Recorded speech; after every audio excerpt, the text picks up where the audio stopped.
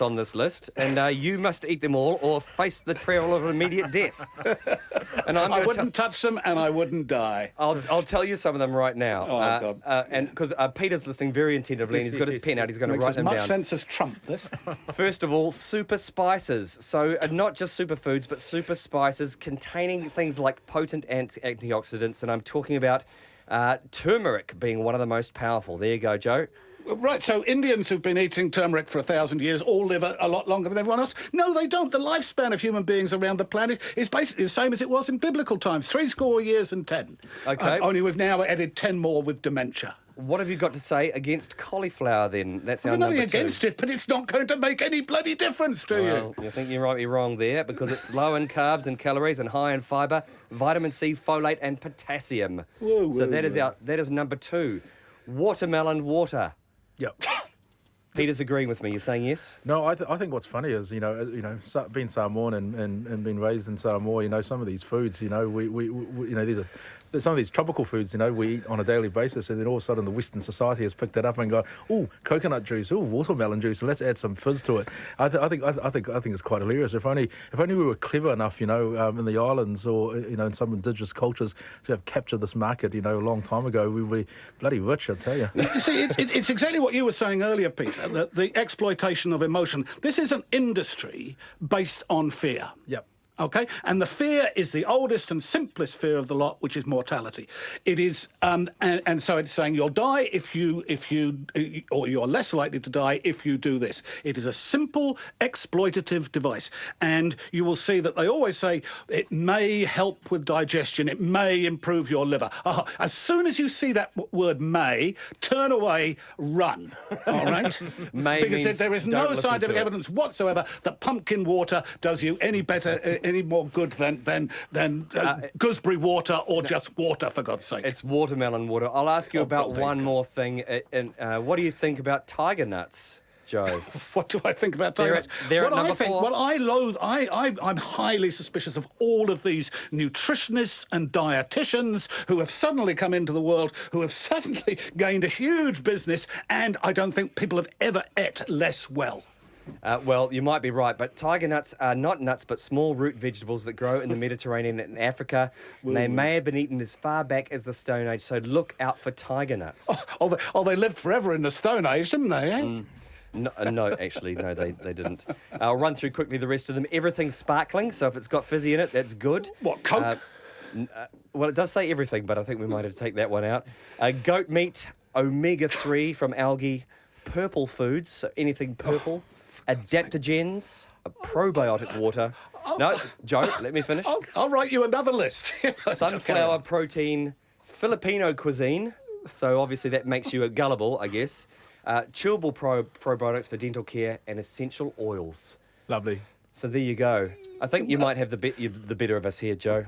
A list written by the people who are selling those bloody things. That's perfectly obvious. And all you've done is you've read the list out. It is merely an assertion. Where was any evidence behind all that? Where was any evidence whatsoever? None whatsoever. I'm going away. That's the panel. Thank you very much, Joe Bennett. Thank you, Peter Fa'afiu, for joining us. I love it. RNZ National coming up to 1 minute to 5.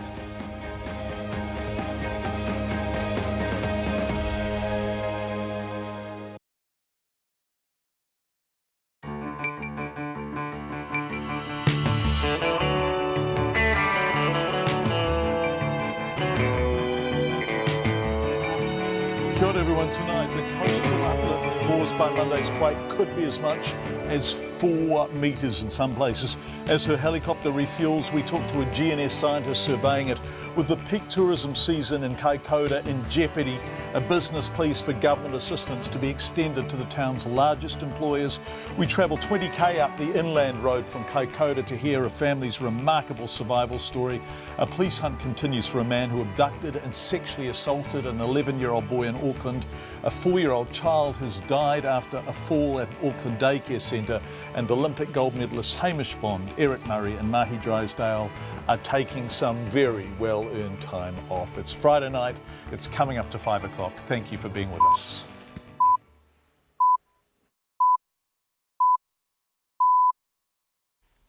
RNZ News at 5. Kia ora, good afternoon. Ko Katrina Batten tēnei. The first half a dozen army trucks and a convoy carrying essential supplies have arrived in quake-hit KAIKOURA. The trucks are part of a 27-truck convoy carrying essential supplies for the KAIKOURA hospital and others. The remaining trucks are still on their way to KAIKOURA racecourse, where they're expected to arrive shortly. The army vehicles have had to negotiate slips and other hazards on State Highway 70, the inland route to the town. The convoy is the first major overland effort to supply KAIKOURA, which has been cut off from the north and south by massive slips across State Highway 1 since the large 7.8 quake just after midnight on Monday. The Wellington Mayor, Justin Lester, says it's important to realise the damage to Wellington from Monday's earthquake was not as bad as it could have been. 3 buildings in the capital are badly damaged and 16 others have suffered lesser effects and are still being looked at by engineers. But Mr Lester says in some respects Wellington got off lightly. We have not seen catastrophic failure of buildings in Wellington. We've seen largely superficial damage, no damage to the vast majority of buildings and some structural damage to a small number of buildings. That's a concern, but we're aware of the fact that it's a highly seismic region. Justin Lester has been criticised for not keeping people out of the CBD, but he says that was never realistic. The government is defending the Wellington City Council's decision not to shut the Central Business District down after Monday morning's quake. The acting Civil Defence Minister, Gerry Brownlee, says he had started the day concerned people had re-entered the Central Business District too soon. 3 buildings have sustained serious structural damage and 16 others are being looked at.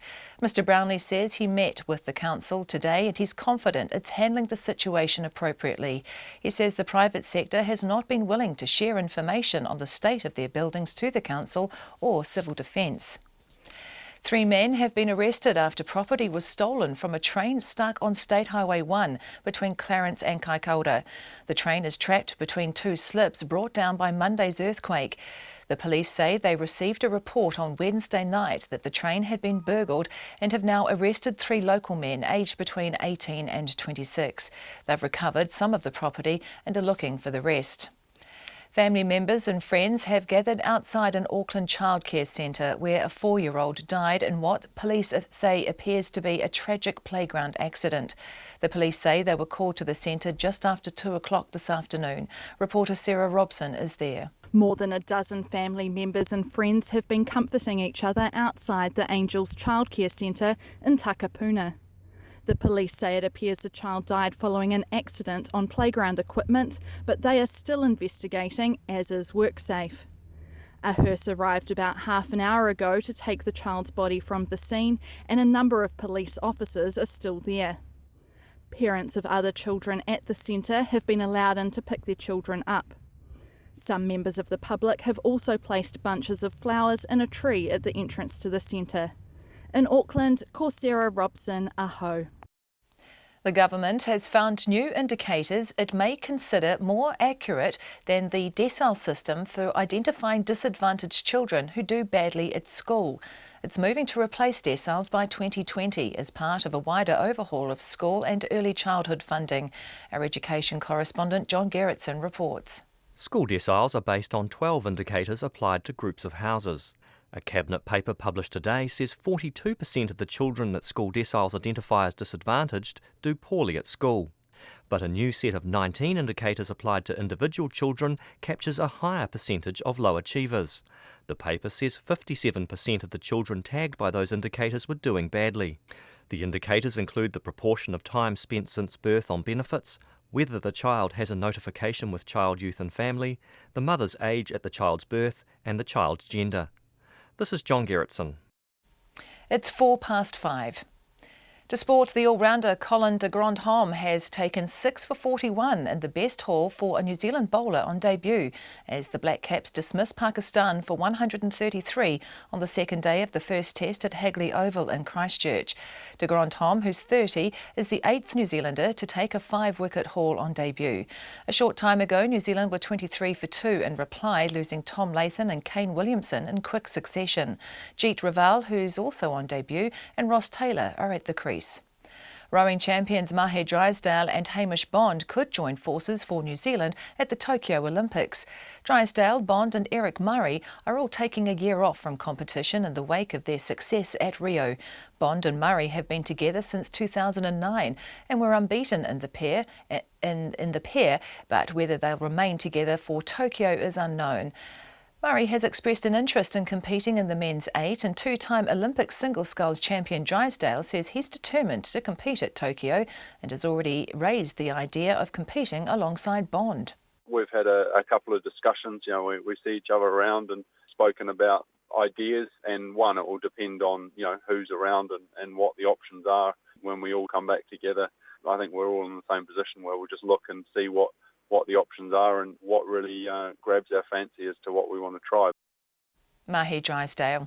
And New Zealand golfer Ryan Fox is tied for third on 2 under par partway through the second round of the Australian Golf Open in Sydney. That's the news. Tonight on Nights, Inside Out, a Christmas concert by inmates from Arahata Women's Prison. The corrections officer Sharon Woodhouse talks about a show where the performers rather than the audience will be held captive. Country Life meets the Ngāti Porou harvesting Mānuka honey from their steep hill country land north of Gisborne. And because some things are too big for a quick fix, we are dedicating this week's Sonic Tonic to perseverance on Nights with me, Brian Crump, after the news at 7 on RNZ National. Met service weather through to midnight tomorrow, Northland to Waikato, also Bay of Plenty. Fine spells, a few showers in Northland and Eastern Bay of Plenty clearing tonight. Widespread showers tomorrow. Waitomo to Wellington, including central high country, mainly fine, occasional rain tomorrow morning, then becoming fine from Manawatu to Wellington in the evening. Gisborne to Wairarapa, showers from Hawke's Bay northwards clearing and becoming fine everywhere. High cloud developing tomorrow with the odd shower possible. Nelson, Marlborough and Canterbury mainly fine, but the odd coastal shower possible about Marlborough tomorrow. Otago and Southland fine with high cloud. A few showers about the south coast today, spreading elsewhere tomorrow afternoon. Bulla to Fiordland, rain spreading north this evening, turning to showers tomorrow behind a strong southwest change. The Chatham Islands, showers clearing but returning tomorrow evening. It's 5:05 and you're listening to Checkpoint. Thanks, Katrina. What a week it's been. Welcome to Checkpoint, everyone. At the end of it, Wellington's buildings and their safety, a terrible accident in a childcare centre in Auckland, and the extent of the coastal uplift after that earthquake. Quite remarkable information now coming in. But we do begin in KAIKOURA itself, and one of those interviews that almost inadvertently makes you understand how well people are coping or not. Dennis BUURMAN from Encounter KAIKOURA employs just over 50 staff, operating boat tours that take tourists out to swim with the dolphins, amongst other great wildlife experiences. They began doing it way back in the summer of 1989-90, 26 years ago, and now, like so many businesses in the town, they're closed. No one knows for how long. Now, Dennis BUURMAN is one of those South Island businessmen who just gets on with things. And when the Prime Minister came to town on Wednesday, he began to believe that he and his business, one of the largest employers in KAIKOURA, could do exactly that. Well, we were very buoyed by the Prime Minister's visit. And I tell you what, that lifted the spirits. He was so positive. He was, the business community met with him, and he was quite jovial. He was offering, what he wasn't offering, we didn't want to know.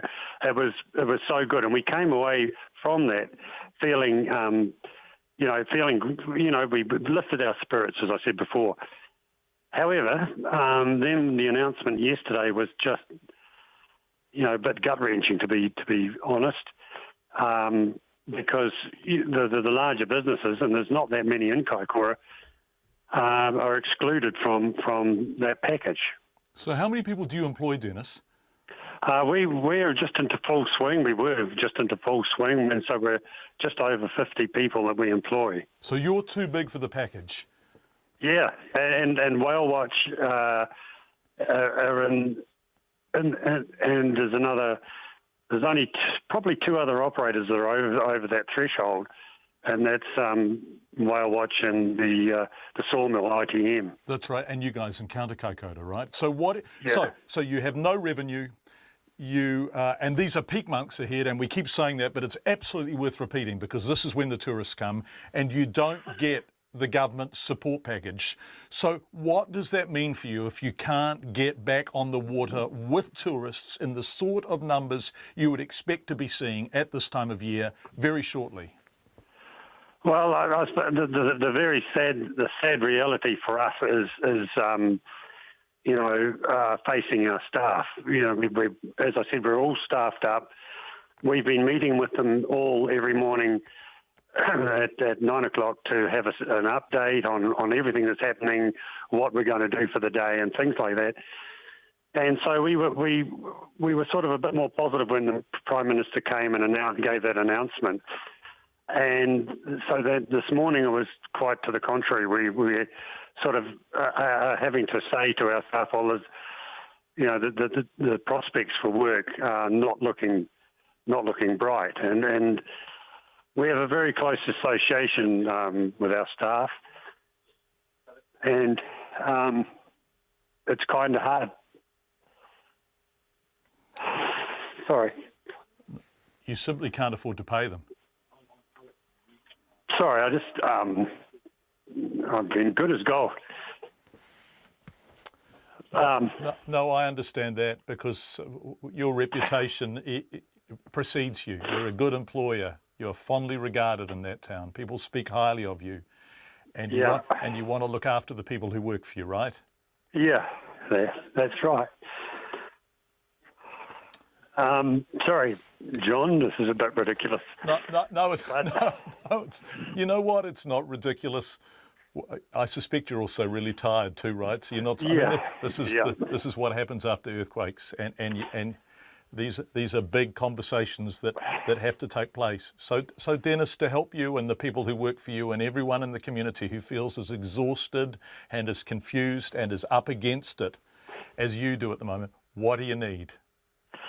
Well, I still believe that the people out there, we have had so much support, John. It's been staggering, and I know that we now understand firsthand what Christchurch went through, and we used to look at you down there interviewing those people, and we used to shed a tear for those guys. And now we know exactly what they're going through. But there's massive support coming in, and the community is really, really pulling together.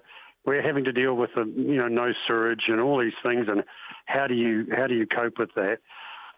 But yeah, we do have all our wonderful staff. There are many which we've just recruited, and they've just most of them are now almost fully trained for the different positions, and the season was looking like an absolute bumper.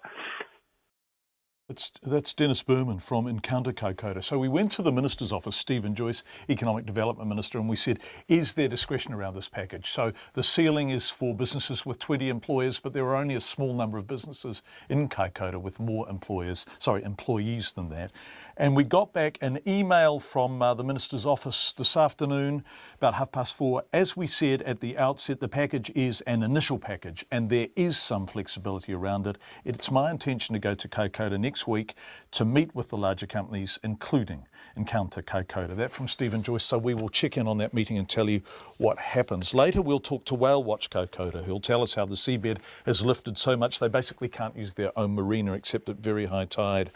But we wanted some science on this, and we got a bit lucky. Kate Clark is a paleoecologist and earthquake geologist with GNS.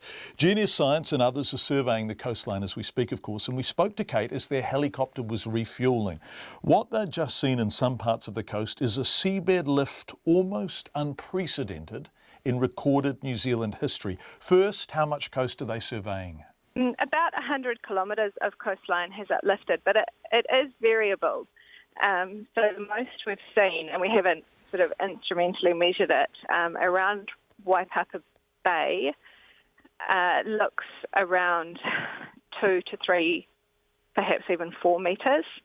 And then where are the other high points? Down south of KAIKOURA, it looks like a couple of metres, around KAIKOURA, 1 metre. And in between those sort of spots, there's even some places where it's only probably on the order of 10 to 20 centimetres. You are joking. Some places have risen. In some parts, the coastline has risen by somewhere in the region of 3 to 4 metres. Possibly. Yeah. We were at Waipapa Point, so we've just been there. And I should emphasise we haven't measured it with instruments yet, but we were looking at all the seaweed. So, and this is one of the places where they've been doing the pilot rescue. There is subtidal seaweed there, well above sea level.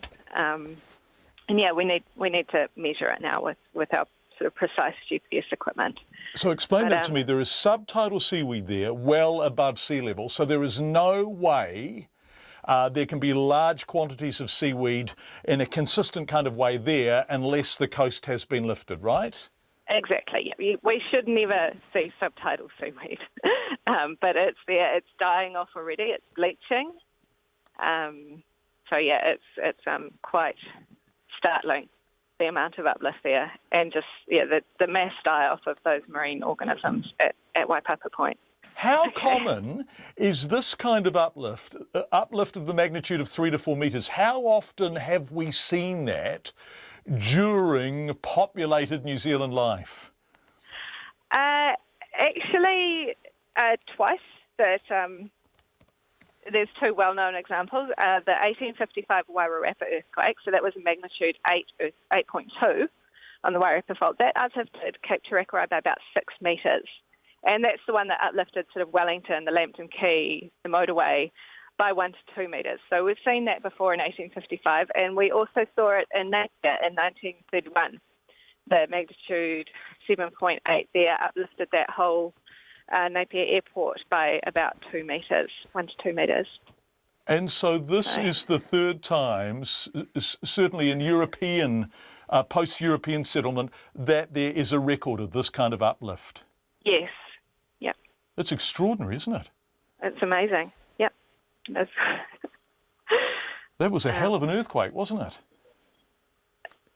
It's just amazing. I mean, I saw the photos before I came, but it is incredible to see it on the ground.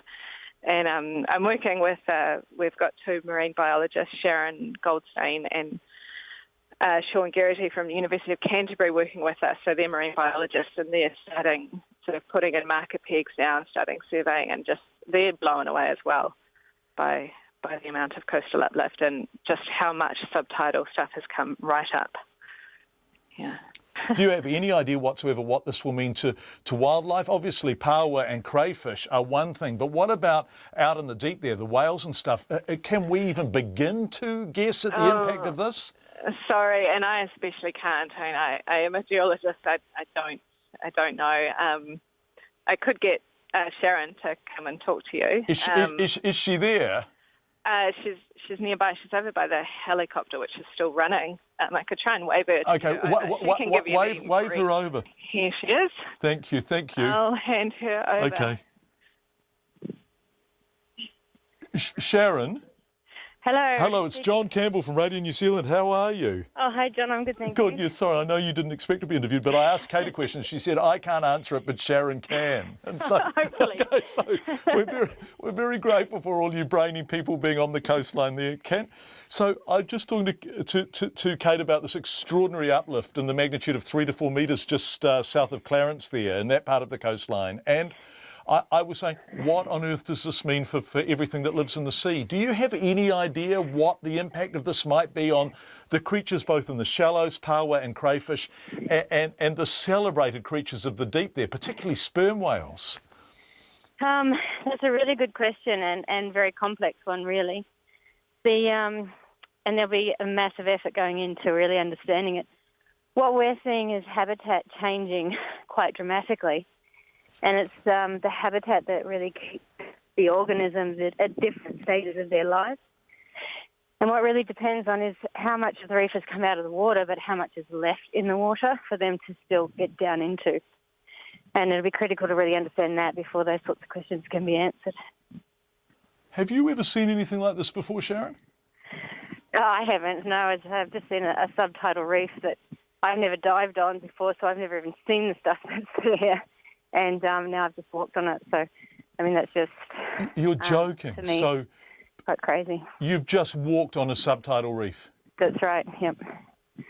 Yeah, it sounds just to say it sounds quite wrong, doesn't it? Yeah, it sounds... But that's the hope there is that there's even deeper subtidal reef just on the other side of it, and that's what I say is the key to the survival of these organisms that live in that subtidal zone is what's beyond that for them to get to. And that's really the key of hopefully a massive collaborative sort of research effort, because, as you say, it's the livelihoods of the people here that we really want to understand the impact on, not just the sort of, wow, this is a subtidal reef. It's, well, hopefully let's see what's beyond that. So it's a start. It's so big. I mean, the name KAIKOURA, Kai is food, right? Koura is crayfish. That's right. And so that tells us everything we need to know about this coastline, really. And do you have any sense of how their habitat will, whether it can survive? I guess they are hardy creatures. They are, well, it really depends on the pool that they have to recruit from. So having a lot of, not everywhere is uplifted, so there is still subtidal reef to the north and south at the massive uplift. And it's just a matter of that sort of dispersing down in to fill these gaps again with nice habitat for the organism. But that will take, we're in the middle of a recruitment cycle sort of now, so that recruitment will happen more slowly than we might like. But it should happen. The coast is very rich, and obviously that canyon bringing up the nutrients is all very rich too. So regeneration will happen. Just how it looks exactly we're unsure of it. That's Dr. Sharon Goldstein, who's a marine ecology lecturer at the University of Canterbury. She was part of a very high IQ helicopter trip taking place along the coastline. They stopped to refuel, and we phoned to talk in the first instance to Kate Clark, who is a paleoecologist and earthquake geologist with GNS. Kate told us all she could about the sea level rise up to 4 metres in some parts of that coastline, and then passed the phone over to Sharon rather wonderfully. We want to thank them both. A convoy of 27 army trucks carrying food and other essential supplies to cater for 250 people for a week has arrived in KAIKOURA after a fairly epic journey delayed due to yesterday's bad weather. Earlier today, 8 properties in the town were evacuated due to fears of new landslips, and Hapuku farmers were told to put their lives first as a newly formed dam threatened to burst its banks. Here's Colin Young. The dam further up the valley is threatening to burst and release a torrent of water down the river, possibly taking out the State Highway 1 bridge. This would leave those on the other side, who are already cut off by large slips to the north, on a virtual island. Among those at risk of being stranded is farmer Alistair Caldwell and his wife Queenie. He says the threat posed by the dam is just another thing to deal with on top of Monday's quake. We're elevated enough that if anything happened, the water wasn't going to be a problem, and okay, if the bridge disappeared, well, we'd just face that when the time came. As far as the earthquake part of it goes, we've got minimum damage here. We've still got running water. Power is all we're lacking, and so it's really inconvenient, but it's not a major, it's not like in town. And so you've taken a couple of precautions, though, just in case that bridge does get wiped out?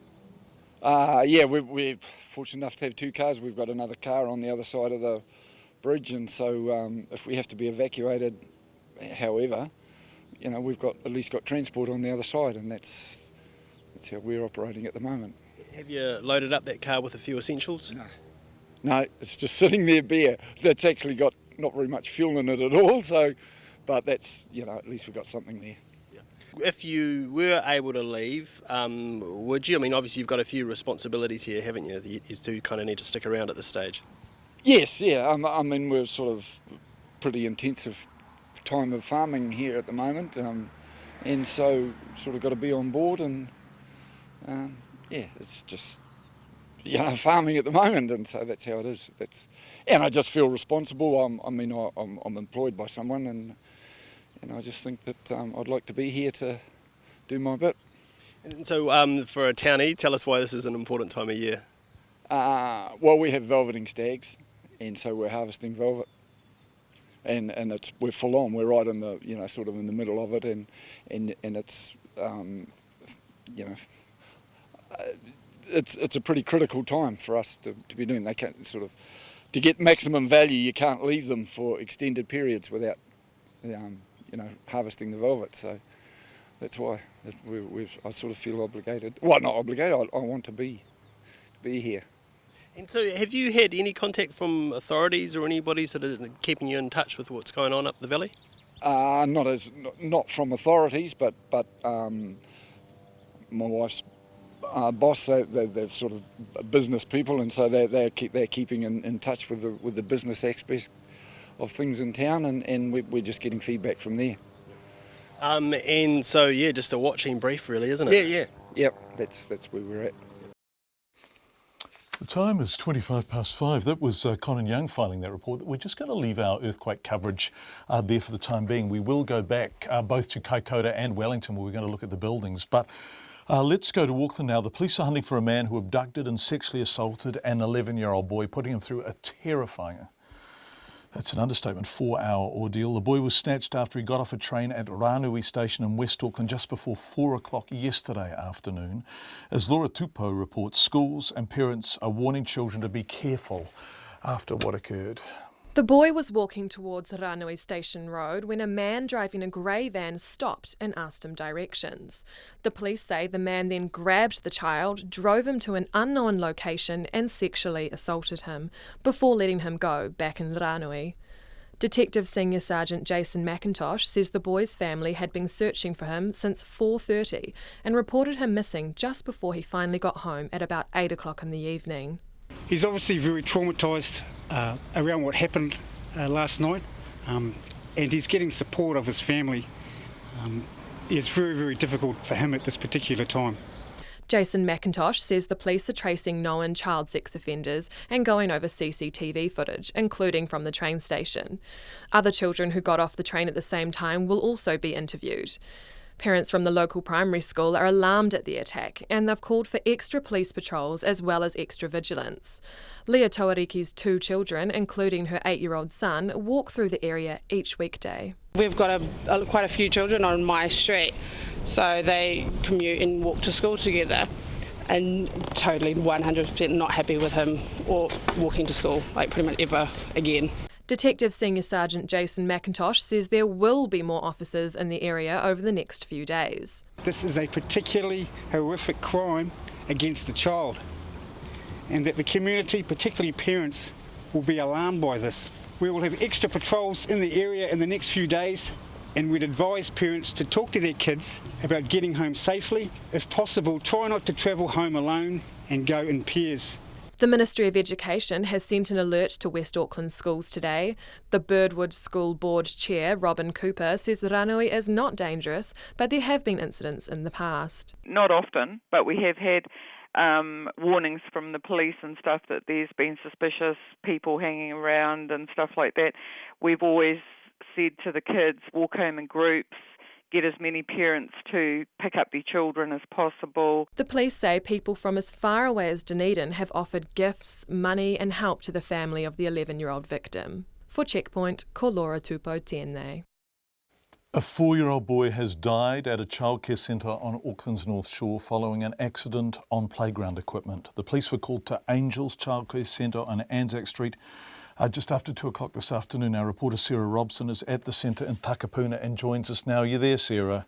Yes, hi John. Hi, that must be a terribly sad place to be. What's going on there? Yeah, so we've had more than a dozen family members at the scene here. The police were called just after around 2 p.m. this afternoon to the Angels Childcare Centre in Takapuna. It's on a busy stretch of road. There's cars going past constantly.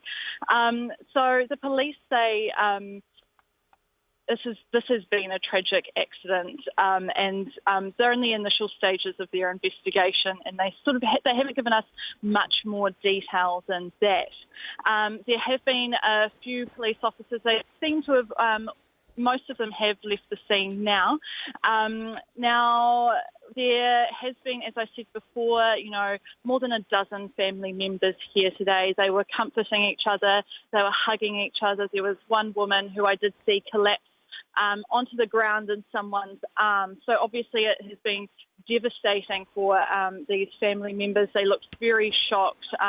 There was a few men helping support another man. And We've also had parents coming into the centre, obviously, to pick up their children. There's been emergency tape, which has now been removed, up around the centre, and only parents have been allowed in and out. And the hearse, a hearse did arrive around 4:30 to take the child's body away. That has also now left the scene as well. Sue Robson, thank you so much. Live from the Angels Childcare Centre on Anzac Street in Takapuna. The police are saying it was a tragic accident. No more details than that. Playground equipment does appear to be involved.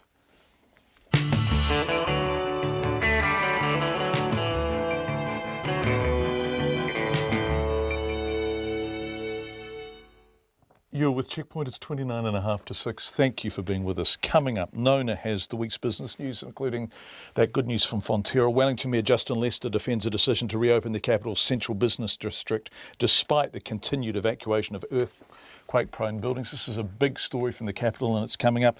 Olympic rowing champions Hamish Bond, Eric Murray and Mahi Drysdale all taking a really well-earned year off. What are they going to do after that? We'll find out. And the government bows to pressure from teachers and principals, abandoning plans to introduce a form of bulk funding. That was no surprise to us whatsoever, given an interview Hekia Parata did with us, I guess, about a month ago, where she looked to be giving the idea away even then. But first, here's Katrina Batten with headlines. 27 army trucks and a convoy carrying essential supplies for KAIKOURA's hospital have arrived in the quake-hit town. The convoy is the first major overland effort to supply KAIKOURA, which has been cut off by massive slips across State Highway 1 since Monday's earthquake. A KAIKOURA tourist operator is appealing for financial help following the earthquake. Encounter KAIKOURA operates boat tours to swim with and watch dolphins and other wildlife. Dennis BUURMAN told Checkpoint his business is too big to qualify for a government relief package announced yesterday, and he may not be able to continue to employ all 50 people on his staff. The acting Civil Defence Minister, Jerry Brownlee, says Civil Defence will step in if Wellington landlords don't cooperate and provide information about the state of their buildings. The government was concerned that people had re-entered the CBD too soon after the 7.8 magnitude earthquake, but is now defending the City Council's decision. Mr Brownlee says landlords are obligated under the Health and Safety Act to provide information about their buildings. Family members and friends have gathered outside the Angels Childcare Centre in the Auckland suburb of Takapuna, where a 4-year-old died this afternoon. The police say it appears the child died following an accident on playground equipment just after 2 o'clock today. The police are increasing patrols in a West Auckland suburb where an 11-year-old boy was abducted and sexually assaulted. The boy was taken yesterday afternoon after getting off the train at Ranui Station by a man in a grey van who asked him for directions. The police say they'll have a bigger police presence in the area over the next few days. The Department of Conservation says it's monitoring yellow-eyed penguin colonies after dozens died from avian diphtheria. More than a third of this year's chicks hatched at 2 North Otago colonies have died from the disease. That's the headlines. I'll be back at 6. Thank you very much, Katrina Batten. Let's turn to Nona Peltier, who is sitting to my right. Nona, Fonterra raised its forecast farmgate milk payout for farmers by 70 cents per kilo. 75 cents. 75 cents, sorry. Yeah, even better. Yeah. Oh, even better than you're giving them. Yeah, That's sorry, right. That was parsimonious of me. Yeah, $6 a kilo, so that's actually up quite a bit. You know, before we are looking at something that actually will add about $1 billion to our economy. That's a big rise. And this is at the upper end of projections. There were some people picking this much, but not many, right? You know, it's interesting. Con Williams, who's a real economist with the ANZ Bank, he's been looking at this obviously very closely. He says, you know what, that the global dairy supply is rather tight and there is potential for further increases. So we have a little bit of audio from him, so maybe we should have a listen. Go, Nona. The lift in milk powder prices is really a supply squeeze, and the seasonal peak in New Zealand supply has been well off the mark. But it's not just in New Zealand. We've had a softer supply both across Australia but also out of Europe. And when you put kind of all the major exporters together, we've seen probably the biggest supply squeeze that I have in 10 years of data. Wow. Yeah, 10 years of data. So that's Con Williams. Yeah, 10 years of data.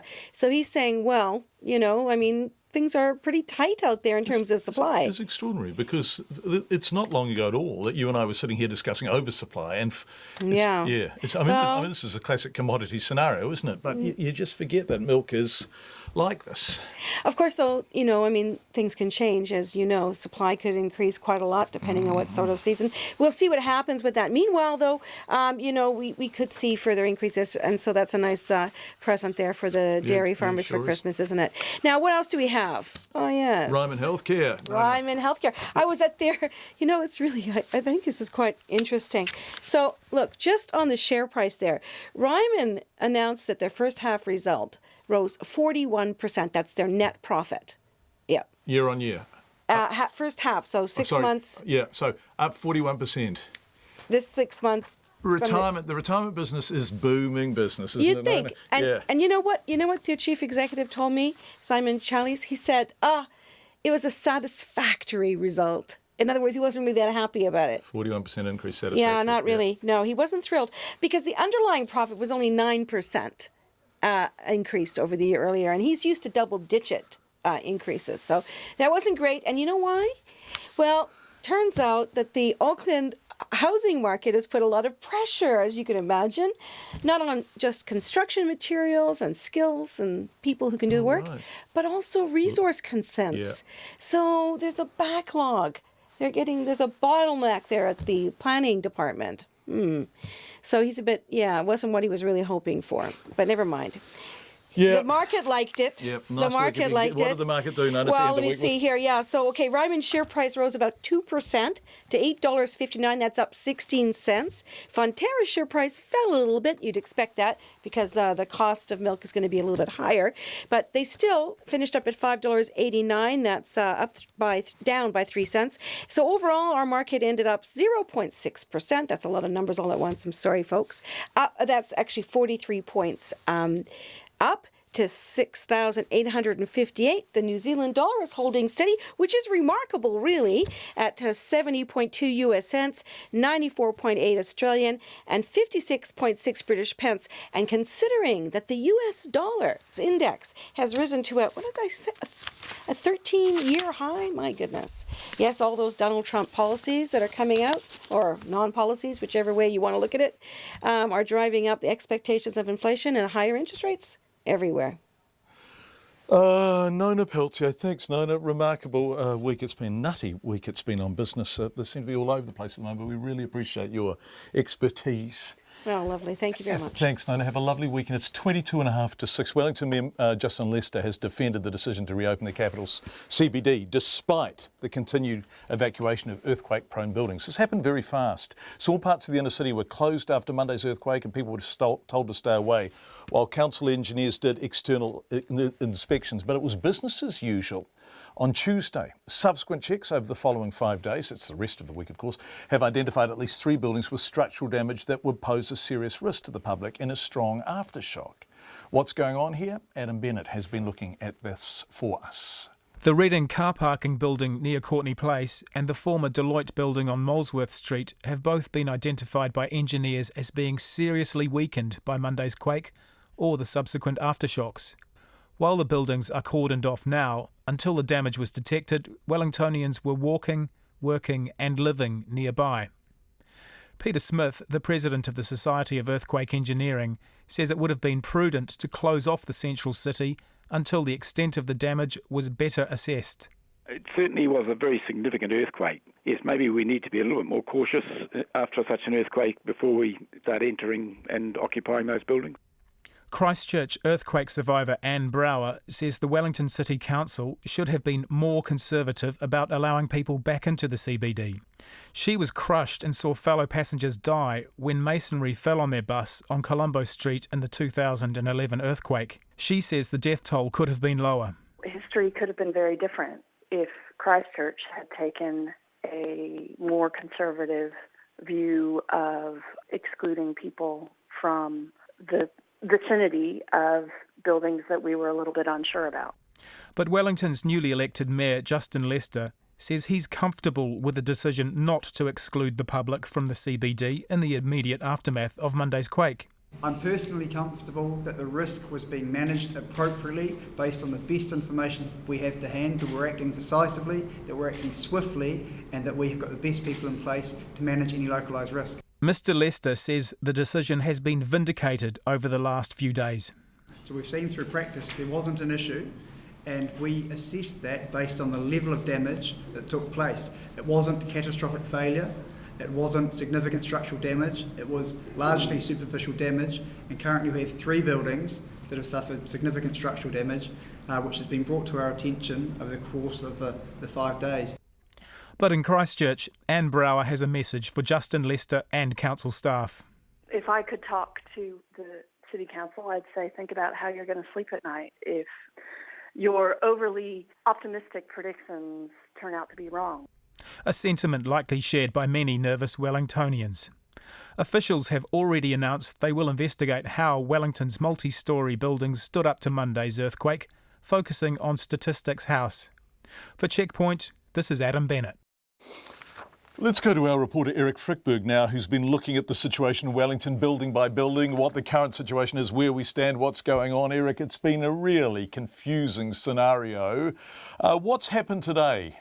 Well, it is confusing and it keeps on changing. What's happened today is that we have been confirmed that there are 3 buildings with serious damage, as Adam Bennett mentioned. One is 61 Molesworth Street, there's the Statistics Building, and there is the Reading Street Cinema car park. That may well have to be demolished, according to the Mayor. But some slightly good news today from the Mayor. The size of the area cordoned off by that might be reduced next week, so some people from that block who had to leave their homes might, I stress might, be allowed back next week. Now, in addition to those 3, there are 16 buildings that were damaged. We got a figure of that from the council, 16. They've been damaged, but the damage isn't structural, so they are not going to have to be pulled down or anything like that, but they need a lot more checking. So we've got those sort of figures so far. There's some more statistics there. Thanks, Eric. Anything else to tell us as we go into the weekend? Are there any parts of the city people should be avoiding? Or what? Just there are interesting things.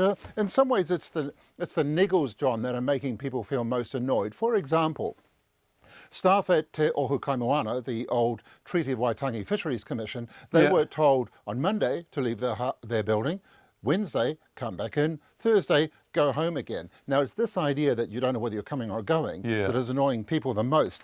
And to give you another example of how quirky this can be, the junior students at Wellington Girls College have been sent home because cracks in one set of stairs meant they would have had to thunder up another set of stairs right past the seniors doing their exams. So rather than that, they were sent home at lunchtime. They'll have to stay home next week. Now, another example, at another level, at the tertiary level, Victoria University is gradually coming back into full production, and it was found that there was no structural damage to any of their buildings. Now, Defence House on Molesworth Street, that's another serious one. We're awaiting a report on that.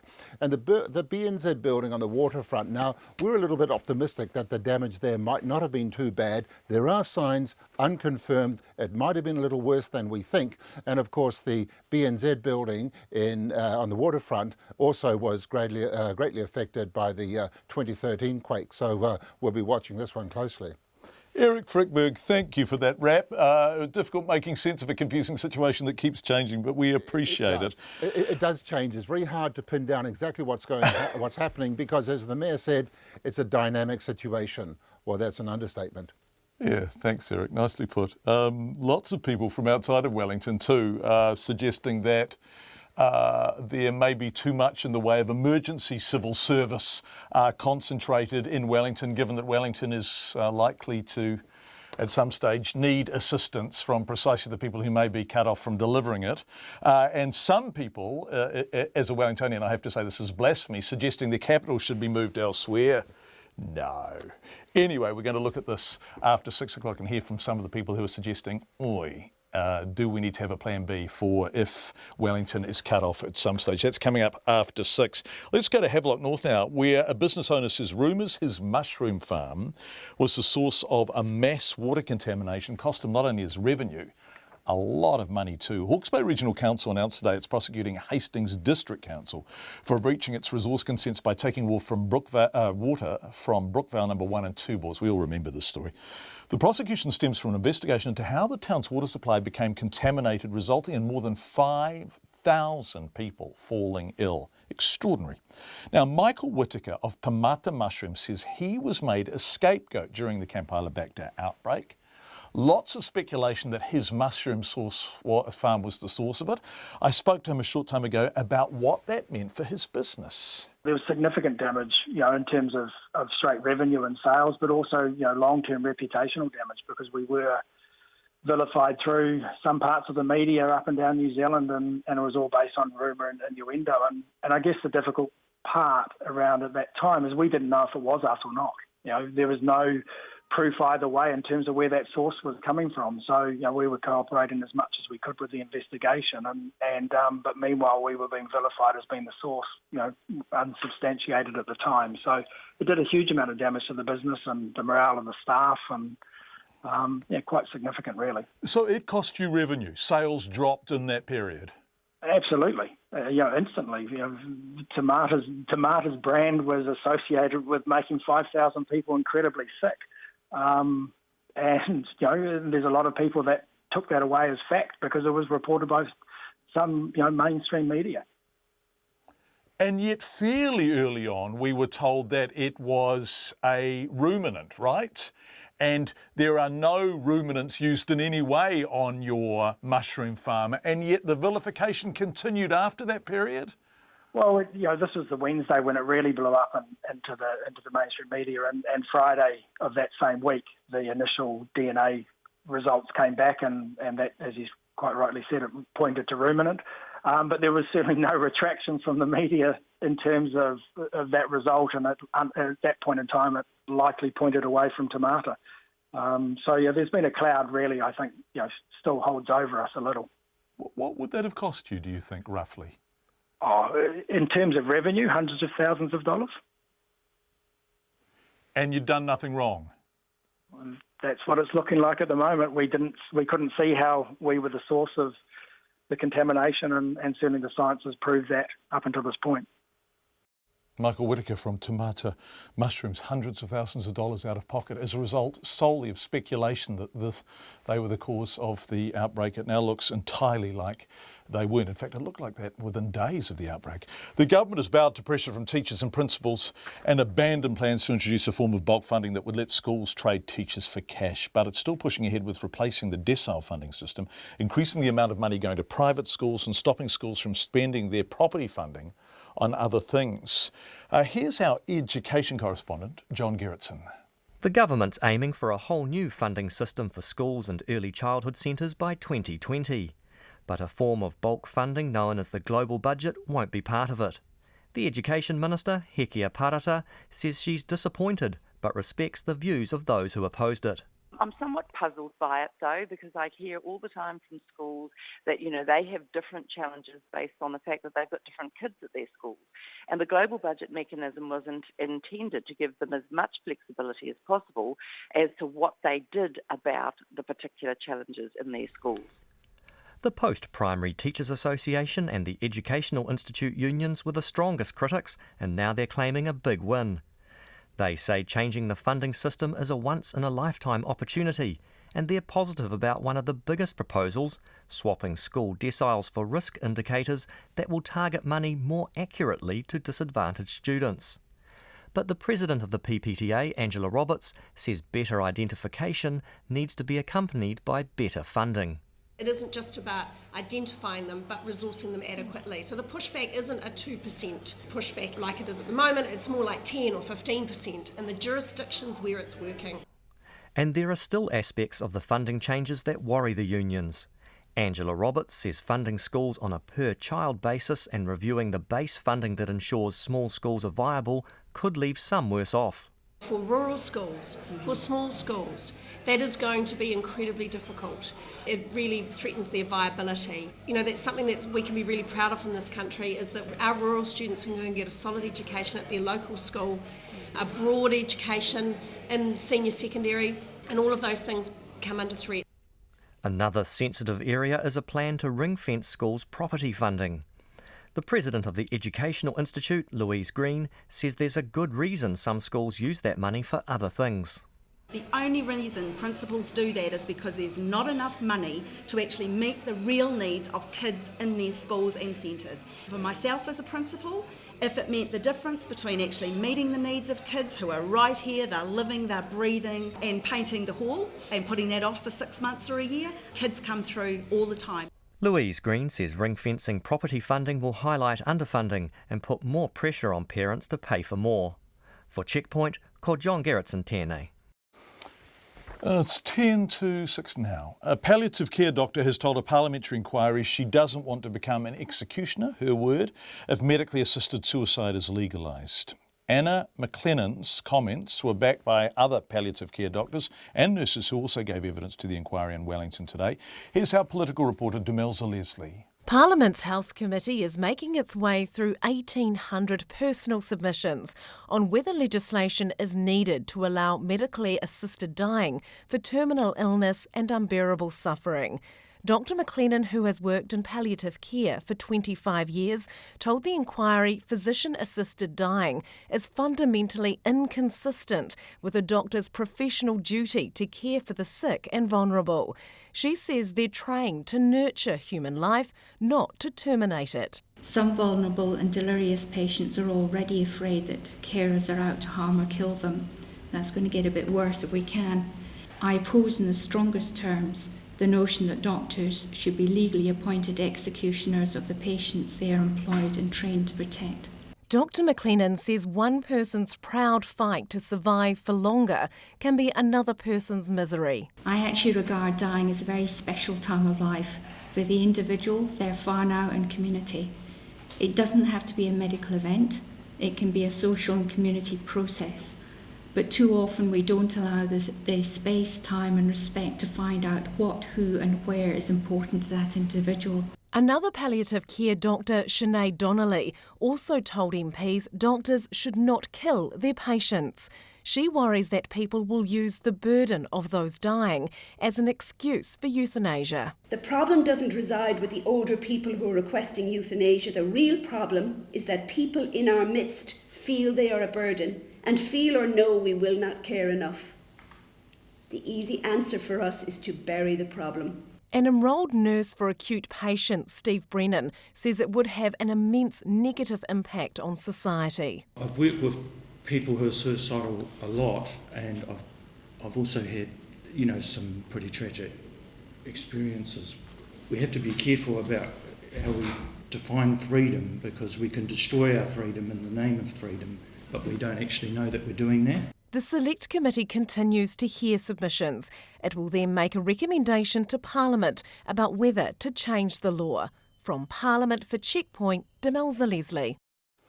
It's about 7:30 to 6. It's been such a busy week. We've had hardly any sport this week. Obviously so much else in the news, even with extended programs. But let's talk about Hamish Bond, Eric Murray and Mahi Drysdale, Olympic rowing champs.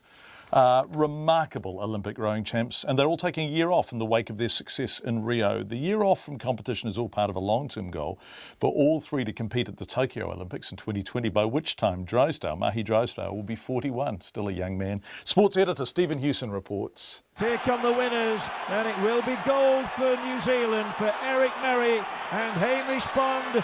They have their reward. Hamish Bond and Eric Murray were put together in the pair in 2009 and have been unbeaten ever since, winning gold medals at the London and Rio Olympics. The duo have collected 7 world titles along with their 2 Olympic golds, and they've won more than 60 successive races together. Murray's keen to compete at the Tokyo Olympics in 2020, but is unsure whether he and Hamish Bond will be competing together. Come September, October next year, you'll make the decision on where the future lies. Do we want to go back in the pair?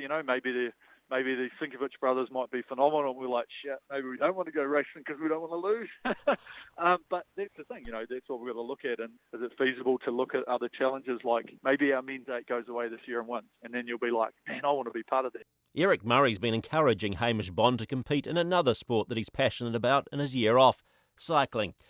Bond competed in the recent Tour of Southland on the back of only a few weeks' training after returning from Rio, and he performed creditably, finishing second on one stage.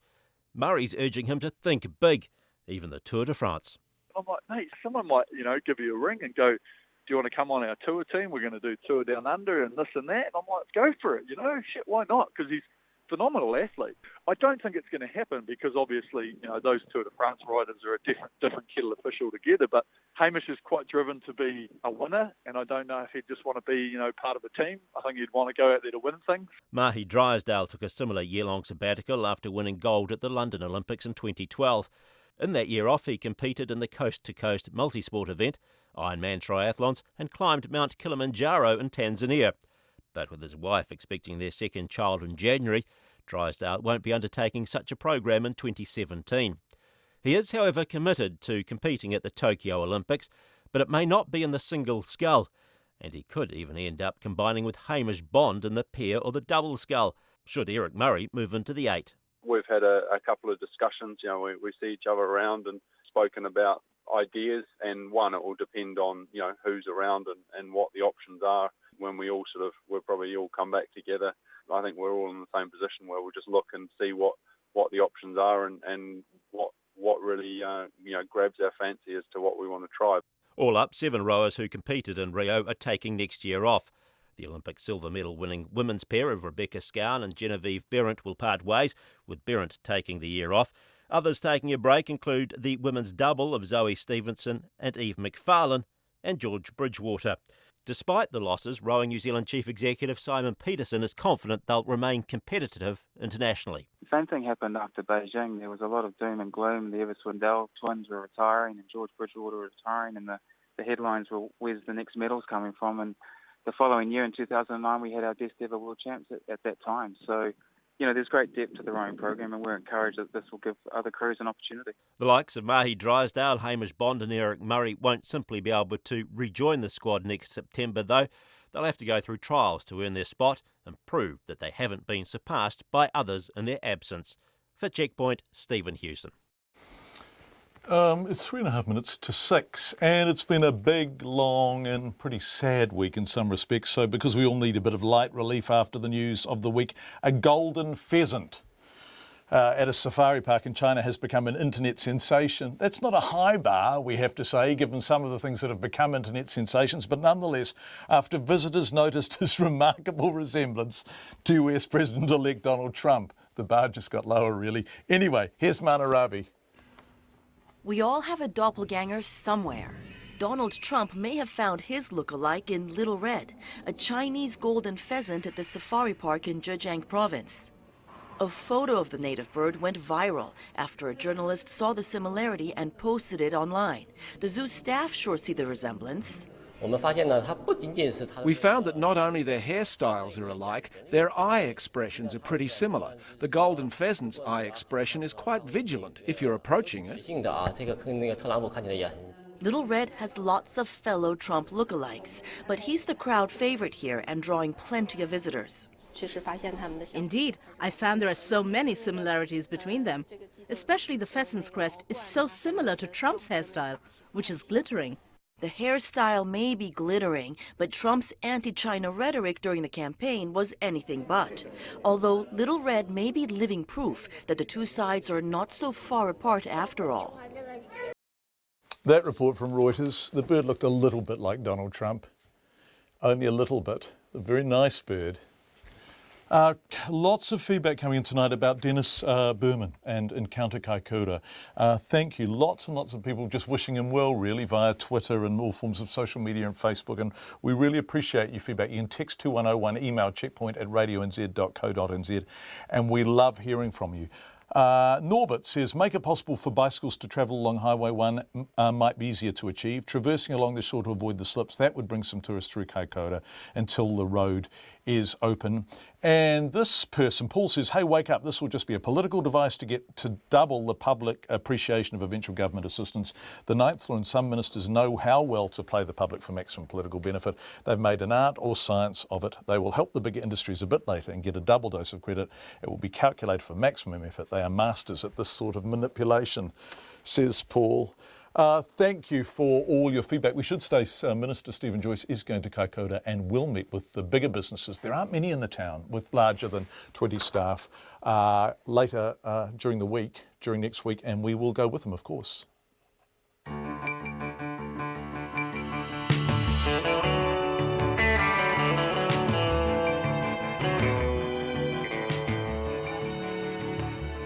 Kia ora everyone, you are with Checkpoint on RNZ National, of course. KAIKOURA's biggest tourist operators plead for government help. We travel 20k up the inland road from KAIKOURA to hear a family's remarkable survival story. And how fragile is Wellington? The quakes revive the debate about the capital's location. Should it be moved, as some are suggesting, to Auckland? All of that and more coming up after the news and the...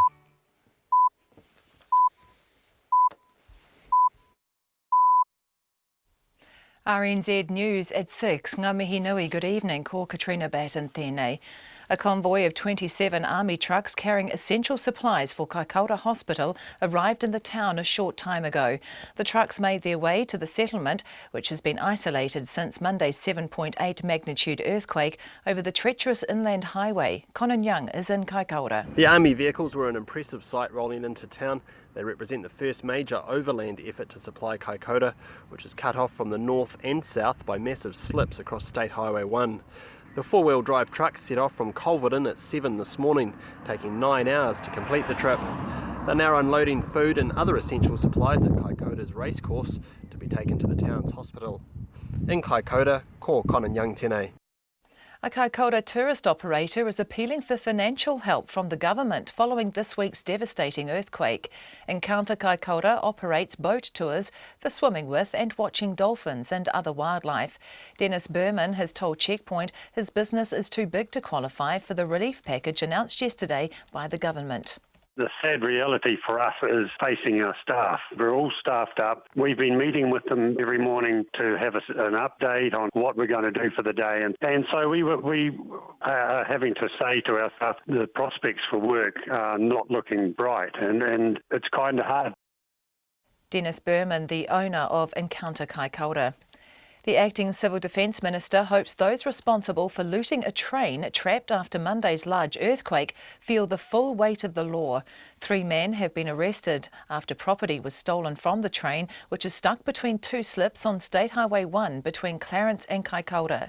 The acting Minister, Jerry Brownlee, says there are provisions in the law to deal with that kind of behaviour. We would expect a court to recognise the whole circumstances here. I think it's the aggregating factors aspect of the law, and frankly, if the book is not thrown at them with the full weight of the law, then questions would need to be asked at that point. Jerry Brownlee. Housing New Zealand staff in Wellington have been told to go home while more detailed assessments of their Central City building take place. The owner of the Bulcott Street building arranged for an engineer's inspection following Monday morning's earthquake. That report came back saying the building was structurally sound. However, staff noticed a change to the floor angle on level 9, which Housing New Zealand has reassessed today. A Housing New Zealand spokesperson, Bryony Hillis, says staff have been asked to leave so engineers can carry out further inspection. GNS Science has downgraded the chance of another major quake in the next month. GNS has dropped the odds of a magnitude 7 or greater earthquake to 24%, down from 30%. But seismologist John Ristow says people should still be braced for large aftershocks, with a 95% chance there'll be a quake of a magnitude 5 to 5.9 over the next day. Dr. Ristow says there's a high probability there'll be about 13 or 14 quakes of that size in the next week. People will unfortunately have to expect this aftershock sequence to continue for months or even years, and to be prepared still for some large magnitude aftershocks, even above magnitude 6. There's still a high probability of something like that happening. GNS seismologist John Ristow. The police are increasing patrols in a West Auckland suburb where an 11-year-old boy was abducted and sexually assaulted. The boy was taken just before 4 yesterday afternoon after getting off the train at Ranui station by a man in a grey van who asked him for directions. Local parents are alarmed by the attack, and the Ministry of Education has alerted schools in the Waitemata area. Detective Senior Sergeant Jason McIntosh says there'll be a bigger police presence in the area over the next few days. We will have extra patrols in the area in the next few days, and we'd advise parents to talk to their kids about getting home safely. If possible, try not to travel home alone and go in pairs. Jason McIntosh says offers of help for the family have come from all over the country. The Department of Conservation is monitoring yellow-eyed penguin colonies after dozens died from avian diphtheria. More than a third of this year's chicks hatched at 2 North Otago colonies on the Moeraki Peninsula have died from the disease. DOC says it's working with the Yellow-Eyed Penguin Trust to assess whether colonies further south on the Otago Peninsula are also suffering an outbreak. It's 6:05. A short time ago, the New Zealand cricketers were 70 for 3 approaching the end of the second day of the opening test against Pakistan at Christchurch's Hagley Oval. It's quite a big difference. It really is, sorry. 70 for 3. Opener Jeet Raval is on 33 not out on debut, with Henry Nicholls alongside him on 19. Earlier, all-rounder Colin de Grandhomme took 6 for 41 in the best haul for a New Zealand bowler on debut as the Black Caps dismissed Pakistan for just 133. The memory of Jonah Lomu will play a part in the All Blacks preparations for Sunday's rematch with Ireland in Dublin. Lomu died suddenly a year ago today, aged 40. Coach Steve Hansen says one thing that's important to the All Blacks is the legacy that those before them have left, and Lomu was a big part of that. The boys will be aware of it and they'll talk about it amongst themselves, we'll talk about it as a team, about our history, and we let our history down in Chicago and didn't perform to the level that we expect. We know we didn't play anywhere near as well as we could play, and we know we have to play to that very high level if we're going to win against Ireland, because they're a good side. Steve Hansen. The Wellington Lions rugby coach Earl Va'a has announced he's stepping down after 2 years in charge. The team have competed in the second-tier Mitre 10 Championship over the past 2 years and have been unable to claw their way back into the Premiership since their relegation.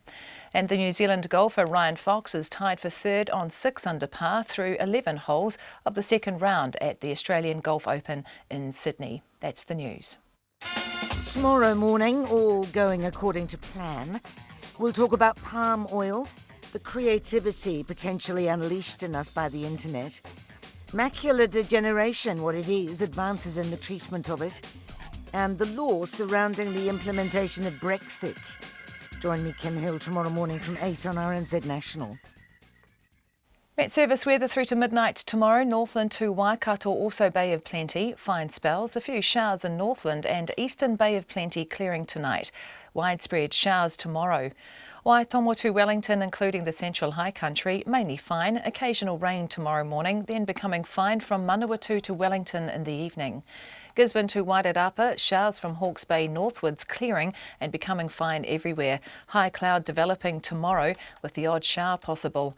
Nelson, Marlborough and Canterbury mainly fine, but the odd coastal shower possible about Marlborough tomorrow. Otago and Southland fine with high cloud. A few showers about the south coast today, spreading elsewhere tomorrow afternoon.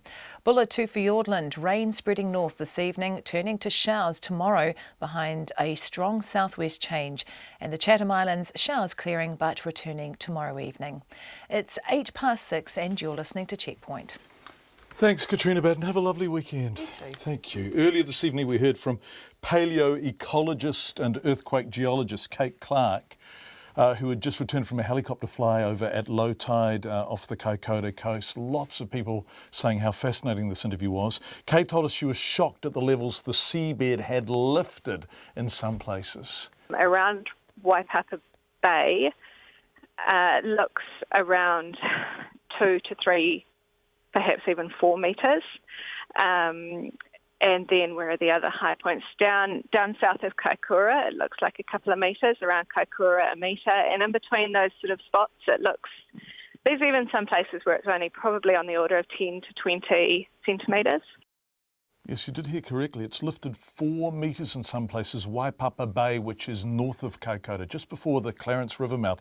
If you go to the website Whale Watch KAIKOURA, there's a message on that begins, unfortunately, we will be closed until further notice. For those of you who don't understand the impact of that on this town, that one operator takes somewhere in the region of 800,000 paying passengers a year out to look at the giant sperm whales that provide one of the great New Zealand tourism experiences. One operator, up to 100,000 passengers, most of whom eat and shop in KAIKOURA while they're there, many of whom stay a night or two, and it's closed. And worse than that, they have no idea at all when they will reopen. Here's the company's general manager, Koahi Napora. I think one of the key challenges for us at the moment is our marina, because obviously, as has been publicised quite widely, is that the coastal area has risen. And we think the area has risen between 1 or 1.2 metres around our marina. And so at low to mid-tide, we're pretty much nearly beached on the sea floor. So we can't operate. We can only get out of the marina at high tide. And the marina, I mean, it is the hub of marine-based tourism in KAIKOURA. And obviously marine-based tourism for KAIKOURA is a key driver. So it's critically important that our marina gets sorted out. Koahi, peak season, all going well. How many trips are you doing a day? So at the moment we're doing 12 tours a day. 12 tours a day, and having been on them, they're full, aren't they, during the high months, the summer months? Yep. So that's 48 people per boat. You're talking roughly about 7,000 a tour in revenue. In December, January, February, March, we do up to 16 tours per day.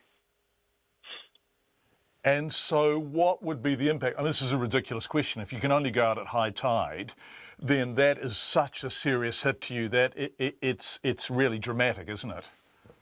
Yeah, well, it's just unfeasible for us to be trying to operate at high tide. It's just not going to work. And I guess at the moment, you know, access to KAIKOURA is completely cut off. I mean, so apart from marina, it's just trying to get all this infrastructure back online so that we can start, or we can get back into a position where we can start welcoming people back, so we can get businesses going, so we can start to try and reinvigorate this entire community. Even if that road's, you know, just the Christchurch. I mean, Christchurch is the main gateway, so if we can connect to that city, then we have a fighting chance. So you need two things immediately. One, you need that inland route to be working, serviceable, effective and delivering you tourists. And two, you need your marina. Actually, you're going to have to do some dredging there, aren't you, to lower the seabed so you can get the boats in? Yeah, absolutely. Yep, some serious discussions need to happen around the marina. But again, it's not just us. It's the fishing boats, it's the other tourism operators that all use this marina. None of us can get out there. And Koahi, the other question is, of course, because that is a unique and particular sea environment that the whales come south for. I mean, they come down for something that is special to them there. Does it still exist? Are there still whales there? Do you know? No, no one really knows at this point. But, John, we're going to have to get out there at some stage and have a look for ourselves. I mean, what we know in the past is when we had the earthquakes in Christchurch, it made the whales a little bit skittery, and they did take off for a couple of days, but they came back. When the earthquakes happened in Seddon, it didn't seem to have an impact. So I'm not too sure what type of impact this may or may not have had on the whales. But what we need to do is at some point we'll focus there and we'll go out there and we'll look for some whales. Koahi, it's hard to remember a more singular success story in New Zealand tourism than this. You put KAIKOURA on the map, really, with your whale watching, and it went from a town that was considered a kind of somewhat alternative place to go and visit to have a few quiet days to a real hub of international high-volume tourism. It is essential in every way you get it back going immediately, isn't it? Oh, absolutely, John, absolutely. I mean, this town was, I think we had 30,000 people visiting us in the early 1980s. Now we get over 800,000, and that's contributed to, tourism. And so it's critically important for tourism to get back. But it's not just tourism, it's all the supporting industries around us. I mean, for example, you don't build a new world in KAIKOURA to service the local community. I mean, locals will contest that. We go to the New World, you don't know anybody in there bar the people that are at the checkout point. So, I mean, there's all these wider areas of the community that need tourism to let them or help them to survive. Well, watch KAIKOURA General Manager Kauahi Napora talking to us this afternoon. Once again, Minister Joyce will be in town next week and we will report on that visit to KAIKOURA. A convoy of 27 army trucks carrying food and other essential supplies to cater for 250 people for a week arrived in the town around 5 o'clock this evening after their journey was delayed due to yesterday's bad weather. Remember, road access is everything. Earlier this afternoon, I spoke with our reporter Max Toll, who just returned from making a short trip up the inland road himself. John, today I caught a lift with an old mate of RNZ. His name's Bob. He actually lent the team a ute the first 3 days we were here. Bob took us beyond the cordon of the inland road. Now that's the road that's been cut off, but authorities are trying to open it as soon as possible, and then it will be the only way in and out by ground for people in KAIKOURA. Bob has been doing some forestry work along the road, so he was able to take us past the cordon about 40-50 kilometres inland, so we got to see a good look at the road. While we were driving, we stopped at a farm owned by Rachel Bartram, and she had quite an interesting story to tell me. We are on the top floor of a house that was, well, parts built in the 1860s and 1890s, so once the second or first quake had finished and we managed to get the children all together with us, the second quake hit, so we sheltered by the bed as the chimneys, all double-breasted chimneys, all fell around us, and once that stopped we all managed to jump out the upstairs window down onto a little veranda and then jump out onto the garden, except for young Henry, who managed to slide down onto the concrete, and But we're fine. We're all lots of scrapes and bruises and a few stitches and things, but we're good as gold. We're really lucky. So did you jump a story? We did.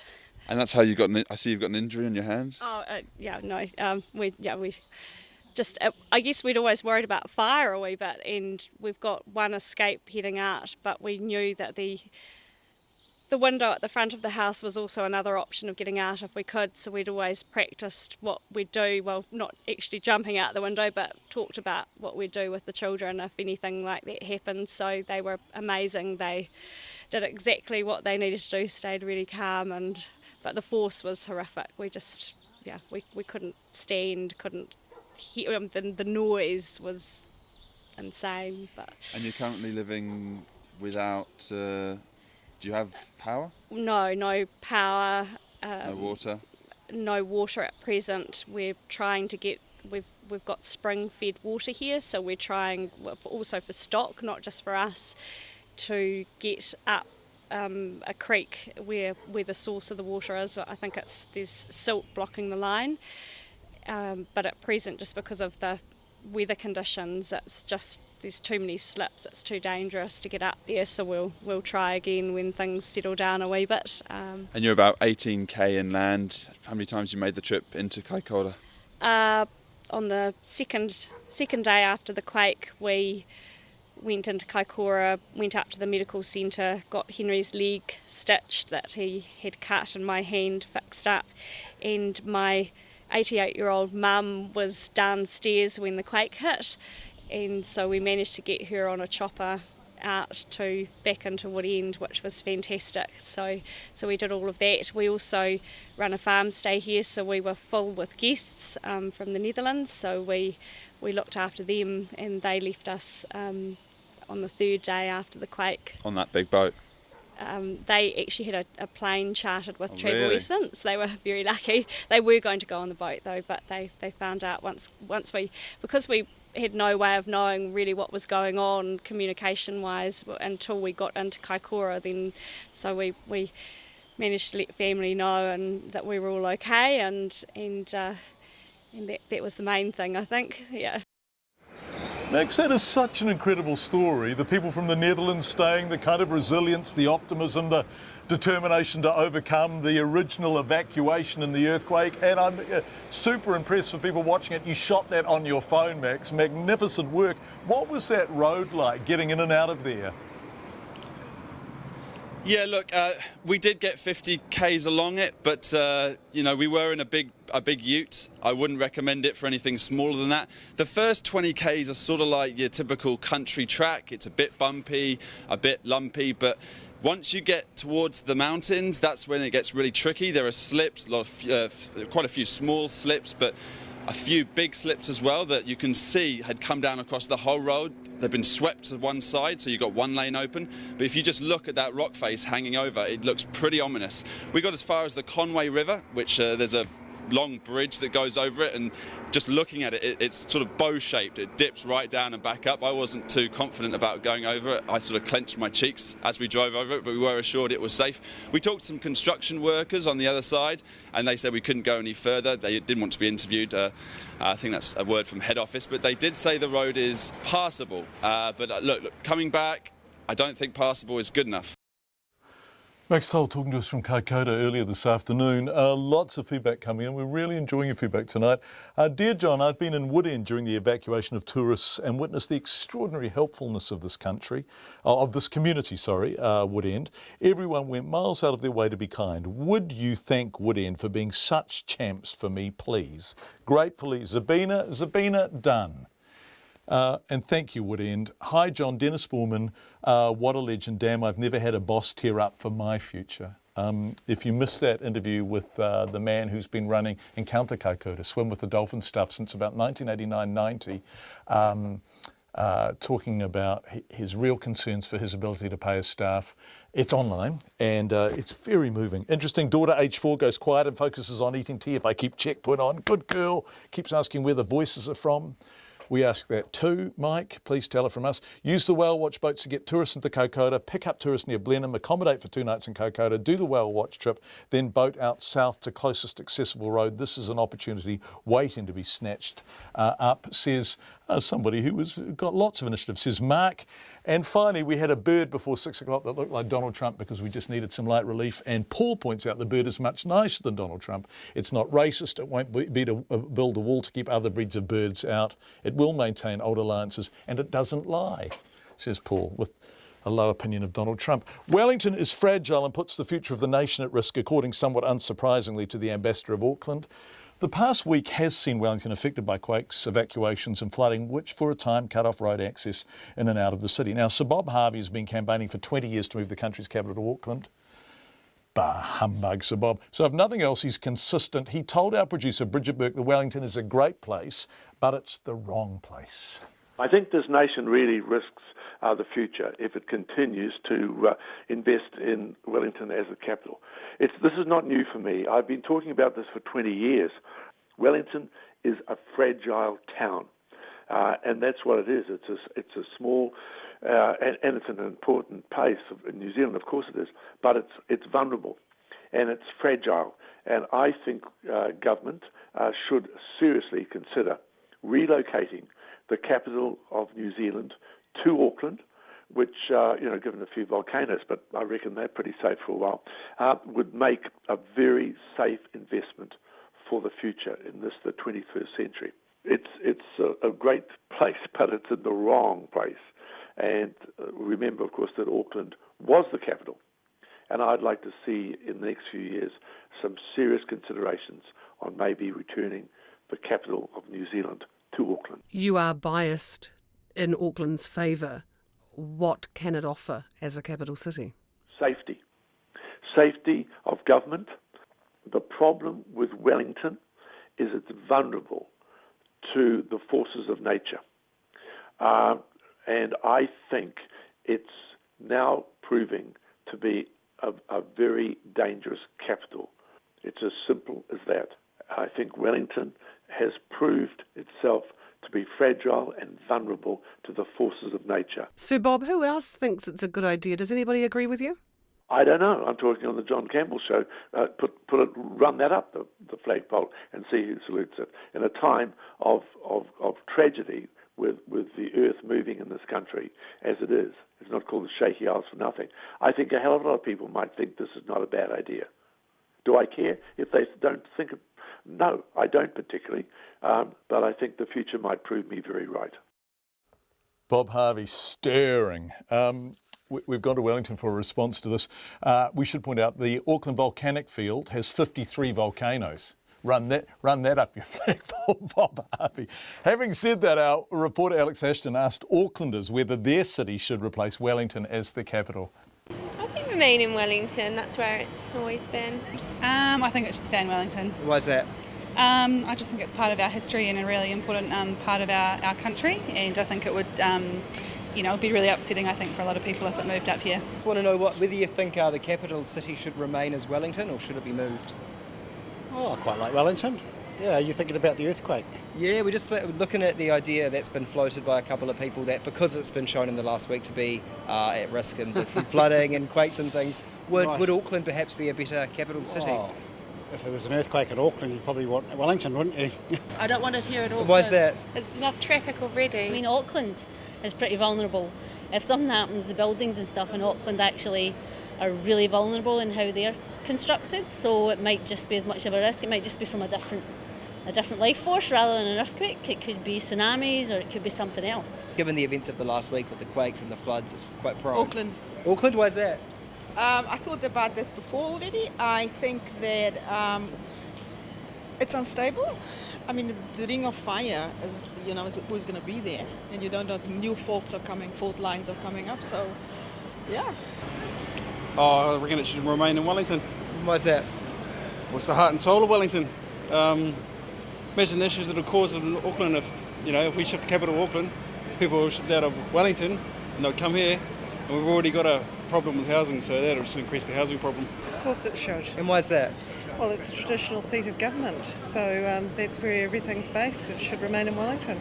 I think it should remain. And why is that? Don't have a good reason for it to shift. Infrastructure's down there. The beehive's there.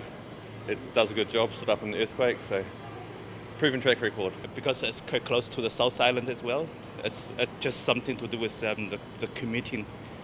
Yeah. So well placed physically, yeah? Yes. Yeah. You must have the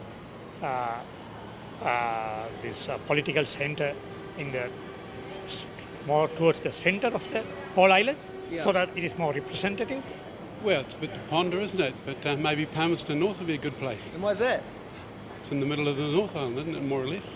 I don't think they have earthquakes there. Auckland's got too much going for it, so yeah, give Wellington something. Needs some life back in the day. All the public servants down there, they deserve a bit of a break. Yeah, why move it to Auckland? Theoretically, economically and socially, Auckland is the hub of New Zealand, so yeah, potentially. So as you heard, Alex found overwhelmingly Aucklanders think Wellington should be the capital. Our texts, which are flooding in from Aucklanders, say overwhelmingly Wellington should be the capital. Quite extraordinary. We're a bit taken aback by that. What do the people of Wellington say? Should the capital move from Wellington? No, I think Wellington should continue to be the capital because it's in the centre of New Zealand. Where would it go anyway? Where's safer? No, I think it's okay where it is, but we need to address the issues about getting in and out. Definitely not. Absolutely not. No, definitely not. No, absolutely not. No. Definitely not. Should the capital of New Zealand be moved out of Wellington? Yes, I think it's a good idea. So where would you move it to? Somewhere north of PALEOECOLOGIST. You want a place where it's easy to get at, eh? There's not going to be any slips or, hills or, So somewhere where it's accessible probably from east, south and north. No, I don't think so. No, you shouldn't. This is Wellington region is a great place. Overwhelmingly for Wellington, the people we've spoken to. Let's go to Ireland. They made history a fortnight ago by beating the All Blacks for the first time. They're playing again on Sunday morning, New Zealand time. Boy, it's going to be a game and a half. Joe Porter looks at it. The mighty All Blacks felled by Ireland for the first time in history. It's taken 111 years, 29 meetings, and so much heartache. That heartache relieved by a victory that Ireland fans will never forget. Unbelievable, oh my God. Long time coming. Good day, happy times. Up the Paddies! But even while celebrating that watershed win, supporters were quick to write off their side's chances in this weekend's rematch in Dublin. You'll put 60 on us. Anyway, we'll take tonight. We'll take tonight. This is a one-time deal and we'll have it. Former Ireland captain Brian O'Driscoll says the New Zealanders are licking their wounds and has warned the current Irish team that the All Blacks are coming for them. Ireland's New Zealand-born centre Jared Payne agrees and is expecting an almighty All Blacks retaliation. We realised that, look, they're going to be better. I think it would be silly if we sort of stood up on a pedestal and thought, yes, we're the best now. We realised that they are going to be a lot better, and we've addressed that, and it will keep us on our toes this week. Paul Mulreed is as Irish as they come, a self-confessed Clover fanatic who claims to bleed green. He says a win on home soil would mean more to the Irish than their triumph in Chicago. To have something like that under our belt, yeah, lads, come on over here. We might be a small little island, but geez, we showed the All Blacks how to play football. But it would be just outstanding. It'd be unbelievable now if we were to do it on Irish soil. Like, geez, it's close to the heart when it's said here, and to beat the All Blacks at home now will be just wow. But deep down, he believes it will be a black night in Dublin. I think, yes, we're going to have it handed to us this weekend. I think they're going to show us, right, lads, look at what happened in Chicago was a fluke. You've caught us with our guard down, but now we're here to show you just how we can play. We have a feeling we're going to be mauled by the All Blacks. It's like any wounded animal, they'll always come back for revenge. But it's just, I tell you, I just can't wait for it. It's going to be one of those knees up, feet up, lock the doors and kick kids out kind of a day. And with more than 50,000 Island fans set to bay for black blood at Aviva Stadium, Mulreed isn't the only one who can't wait. For Checkpoint, Joe Porter. Thanks, Joe. I can't wait either. Thank you for being with us this week. Hilarious feedback coming in on the Capitals. We have to say Hamilton, Palmerston North and Dunedin are going hard out. Lots of tweets. Dunedin wins in terms of people advocating for their own city to become capital. On behalf of our fantastic team who've done such great work this week, thank you for being with us. We'll be back on Monday night. Katrina, I'm sorry the headlines are so late. That's okay, John. RNZ News headlines at 6:30. A convoy of 27 army trucks carrying essential supplies for KAIKOURA Hospital has arrived in the quake-stricken town. The acting Civil Defence Minister, Jerry Brownlee, says Civil Defence will step in if Wellington landlords don't provide information about the state of their buildings. And the Early Childhood Council says it's shocked by the death of a child at an Auckland childcare centre today. Our next news and weather is at 7. This is Trending Now, our feature highlighting the stories you've been sharing via digital and social media. Later,